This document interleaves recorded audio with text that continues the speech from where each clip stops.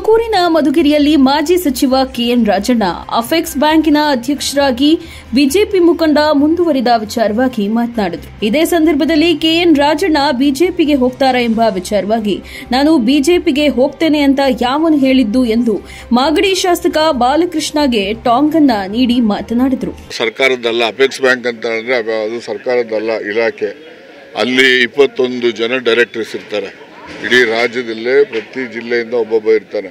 ಅವರು ಯಾರಿಗೆ ಬೇಕೋ ಅವರಿಗೆ ಚುನಾವಣೆಯಲ್ಲಿ ಮಾಡ್ತಾರೆ, ಗೊತ್ತಾಯ್ತಾ. ಅನ್ಕೊಂಡಾಗ GT ದೇವೇಗೌಡ ಇದನ್ನಲ್ಲ ಮಾರ್ಕೆಟಿಂಗ್ ಫೆಡರೇಷನ್ನಲ್ಲಿ, ಕೋಆಪರೇಟಿವ್ ಫೆಡರೇಷನ್ನಲ್ಲಿ, ಮತ್ತು ಅವನ್ನೇ ಬಿಟ್ಟವ್ರು ಹಂಗೆ ಅವೆಲ್ಲ ಎಲೆಕ್ಟೆಡ್ ಬೋರ್ಡ್ಸ್, ಅವೆಲ್ಲ ಎಲೆಕ್ಟೆಡ್ ಪ್ರೆಸಿಡೆಂಟ್ಸ್ ಇರ್ತಾರೆ. ಅವ್ರ ಟೆನ್ಯೂರ್ 5 years ಇರ್ತದೆ.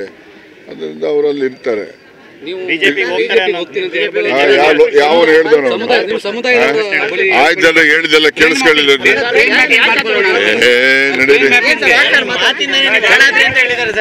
ಆಯ್ತು, ಅವನು ಹೇಳೋದು ಹೇಳ್ಕಂತ ನಡೀರಿ.